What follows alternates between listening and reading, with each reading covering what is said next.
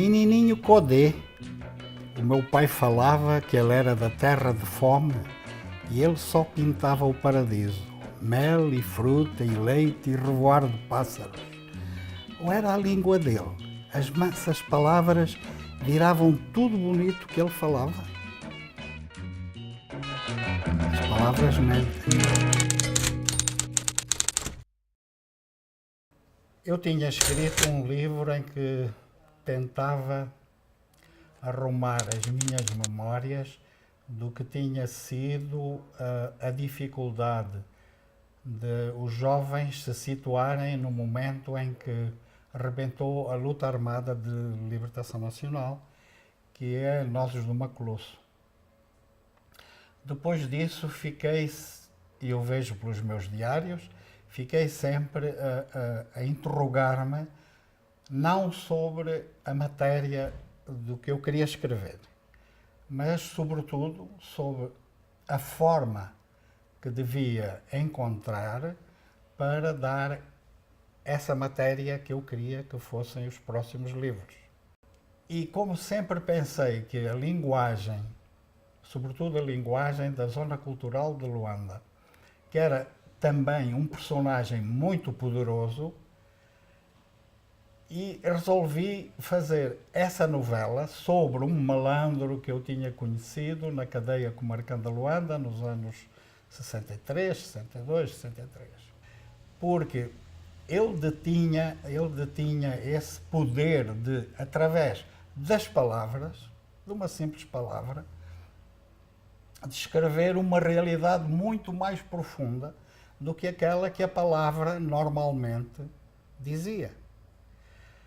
E eu, lembrando-me dele, disse, vou fazer uma novela para prestar justiça ao Juvencio.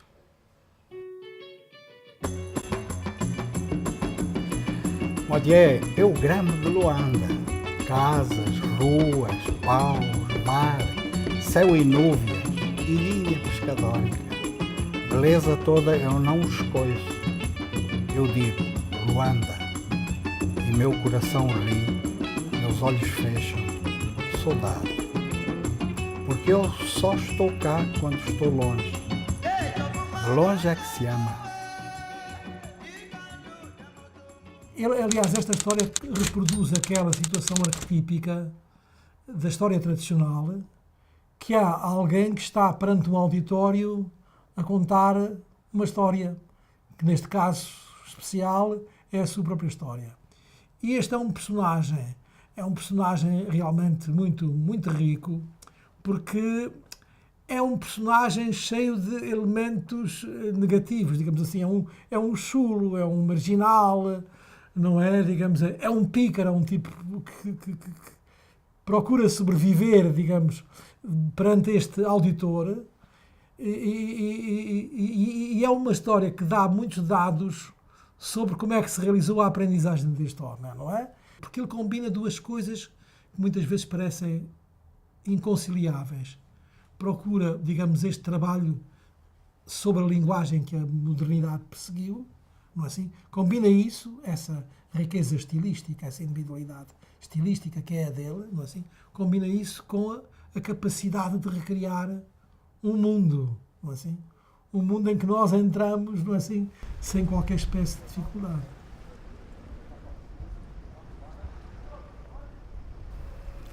Minha miondona, eu falei já. Hoje eu respeito tudo que é de espíritos, calundus e santos, quimbandices e mascarias, padres e pastores, xinguiladores, porque era numa tarde, eu tinha só apenas 8 anos. Como eu lembro assim. Eu tinha, mas é 3 amores que eu vou pôr primeiro para o Modié perceber inteiro. Porque de todos os outros, eu não lembro a luz que esses 3 têm em meu coração.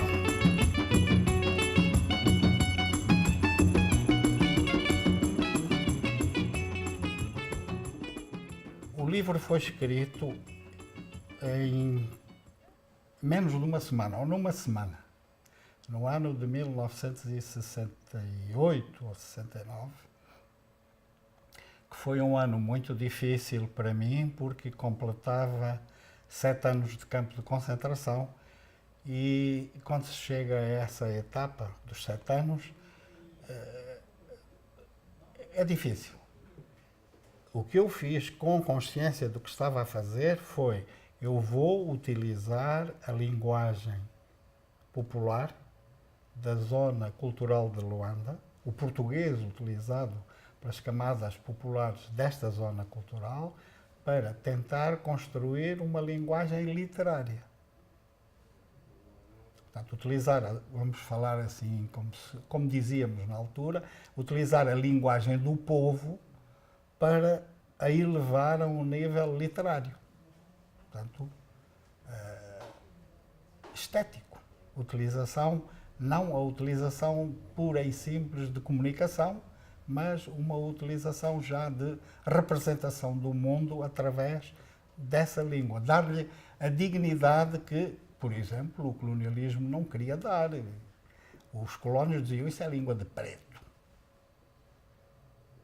Portanto, resgatar essas formas para a literatura.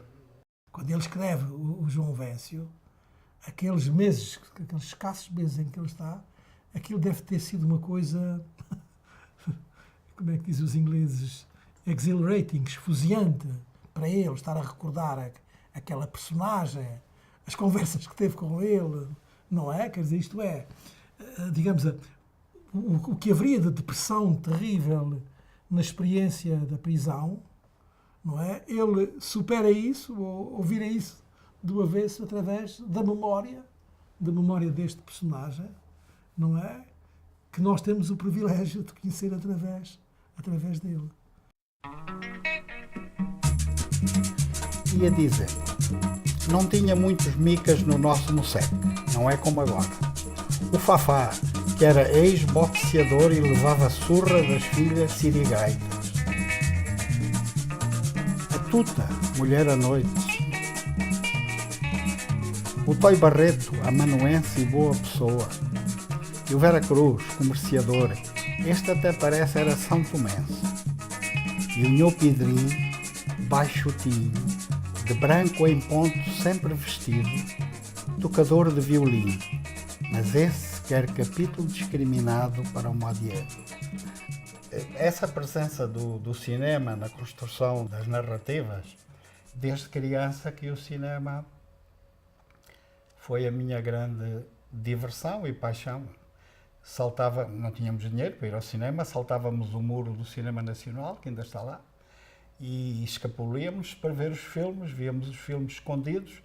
Recordo-me de um filme, e já que me perguntou de cinema, que eu vi toda a semana, todas as sessões.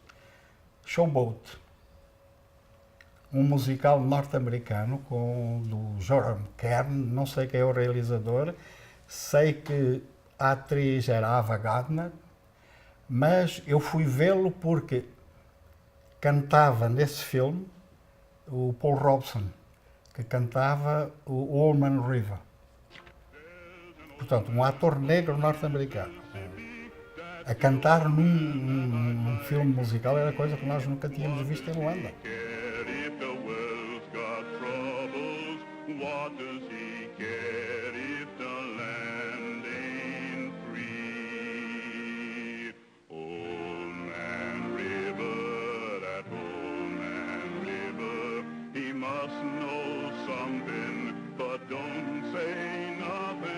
O Luandino consegue o grande milagre de manter, digamos, aquele que ele chama o fio, sem que as miçangas caiam no chão. Não é que ele consegue aguentar lá as miçangas, a gente vai é uma espécie de puzzle, mas dá um trabalhão a gente montar aquele coisa todo, não é? O puzzle, quer dizer, dá um trabalhão. Eu recordo-me que ele, em certa altura, neste livro, João Véncio, a questão do italiano, da língua italiana. Bom, o João Véncio é fascinado por essas coisas. Ele diz que aprendeu, não sei se era conduzindo marinheiros às prostitutas ou coisa assim. Uma das atividades que ele tinha, mas constantemente ele está... Eu tentei que fosse assim. Não era só interrogar o que se passou, era interrogar a própria... o uso das palavras com que ele queria contar. Eu penso que é o João Vencio que diz: as palavras mentem. Ele diz uma coisa, depois eu, Mário, as palavras mentem. Tanto podem servir para um lado como para o outro. E isso, até hoje, eu tenho muito cuidado com a linguagem, porque sei que as palavras mentem.